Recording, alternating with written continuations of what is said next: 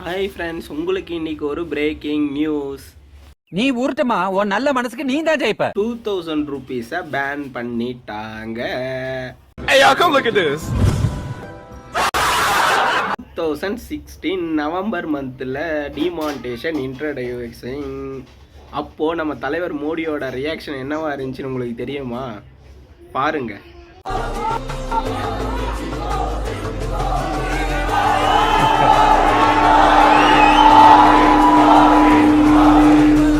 भारत माता की, भारत माता की நமஸ்கார். அப்போ அவருடைய ஆப்போனண்டான ராகுல் வந்து ஆப்போசிட் பண்ணாரு இந்த டிமானிட்டேஷனுக்காக.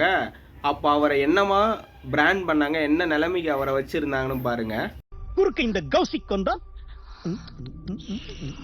அப்போதைக்கு 2016 அப்புறம் அந்த டைம் எல்லாம் வந்து ராகுலை வந்து பப்புன்னு ஒரு நேமை கொடுத்து செம்ம கலாய்ச்சாங்க அவரை. நீ இப்படி தான், இனிமேல் உங்களாலலாம் வர முடியாது, இந்த பார்ட்டி இனிமேலாம் ஏந்திரிக்காது அப்படிங்கிற நிலைமைக்கு போன நிலைமையில என்னம்மாலாம் பண்ணி தெரிஞ்ச பையங்கிறால தான் பொறுமையா பேசிட்டு இருக்கேன். டுடே மார்னிங் எல்லா சேனல்லையுமே பிரேக்கிங் நியூஸ் வந்து இதாங்க. 2000 ரூபீஸை வந்து பேன் பண்ணிட்டாங்க, ரிசர்வ் பேங்க் வந்து அனௌன்ஸ் பண்ணியிருக்காங்க அப்படிங்கிற விஷயம் தான். எல்லா சேனல், எல்லா நியூஸ், யூடியூப் எல்லாமே அங்கே தாங்க. சோஷியல் மீடியா ஃபுல்லாகவே ஆக்குப்பை பண்ணிச்சு 2000 ரூபீஸு. நான் அப்படியே ஷாக் ஆயிட்டேன். உங்களுக்கு இன்னொரு ஷாக்கான நியூஸ் ஒன்று சொல்லுதுங்களா? இன்ட்ரடியூஸ் பண்ண 2000 ரூபீஸ் வந்து ஆல்மோஸ்ட் நியர்லி 10% பாயிண்ட் சம்திங், அதாவது கிட்டத்தட்ட 10.5 அந்த ரேஞ்சு அளவுக்கு மட்டும்தான் இந்த சொசைட்டி உள்ள உலா வந்துட்டு இருக்கு. அதாவது சர்க்குலேட் ஆகிட்டு இருக்கு இந்த மணி பூரா. மீதி எல்லா ருபீஸ் இன்ட்ரடியூஸ் பண்ண 2000 ரூபீஸ் எல்லாம் எங்கே போச்சு, யாருக்கிட்ட இருக்குது, எதுவுமே தெரியல. 2016 இன்ட்ரடியூஸ் பண்ணுறாங்க, 2018 பிரிண்ட் பண்ணுறதை ஸ்டாப் பண்ணிட்டாங்க. ஏன்னா இந்த 2 வருஷத்துக்குள்ளே பிரிண்ட் பண்ண 2000 ரூபீஸ் எங்கே போயிடுச்சுன்னு அவங்களால எதுவுமே எடுக்க முடியல. இவங்க போய் எங்கே பிளாக் பண்ணி இது பண்ண मजा आया और मैं ये जो मजा है हिंदुस्तान के हर व्यक्ति को देना चाहता हूँ.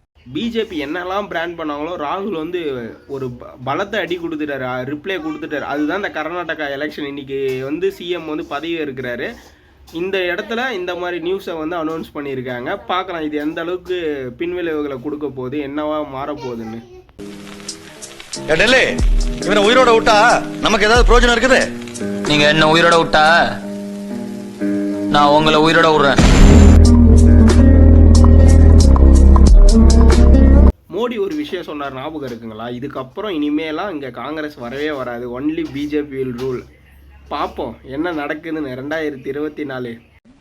வைத்தியரையா, நல்ல ஆரோக்கியமா 100 வயசு வரைக்கும் வாழணும், அதுக்கு ஒரு வழி சொல்லுங்க. இது கேள்வி. வெத்தலைபாக்கு புகையில போடுற பழக்கம் உண்டா? இல்லீங்க. பீடி சிகரெட்? இல்லீங்க. கஞ்சா அடிப்பியா? இல்லீங்களே. கள்ளு சாராயம்? இல்லீங்களே. காந்தி பிஸ்கி? இல்லீங்க. பொம்பளை கம்பள வாடையே ஆகாதுங்க.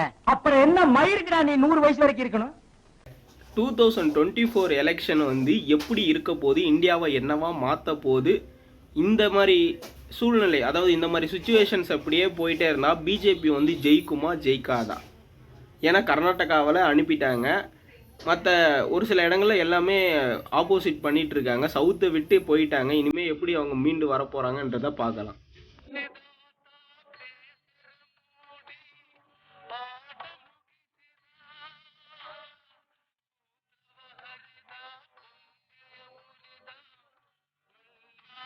இதெல்லாம் சொல்ல வந்தா நம்மளை யாருங்க மதிக்கிறா? போடா முட்டா பயலே அப்படிங்கிறாங்க மோடி பக்தாஸ். இப்படி பண்றிய ஏன் முட்டா பயலுள்ளா? உங்க அறிவிலி அறிவு பேயில போவான் மூஞ்சி மோரையும் பாரு, மூஞ்சி மோரையும் முட்டா மூதேவிலா.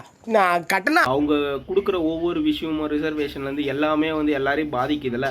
இந்த சுச்சுவேஷனை இவங்க எப்படி ஹேண்டில் பண்ண போகிறாங்க, வருங்காலத்தில் இதை எப்படி தடுத்து நிறுத்த போகிறாங்க, மறுபடியும் அந்த பார்ட்டியை எப்படி கொண்டு வர போகிறாங்க, ஃப்ரண்ட் ஃபார்வேர்டில் எப்படி எடுத்துகிட்டு வர போகிறாங்கன்றதை பொறுத்திருந்து தான் பார்க்கணும். பிடிச்சிருந்தா சப்ஸ்கிரைபு, லைக் போட்டு விட்டு போங்க, பாவ புண்ணியம் பார்த்து. என்ன பொழப்பு இது? நம்ம வாழ்க்கை எதை நோக்கி பயணமா போய்கிட்டு இருக்குன்னே தெரியலையே.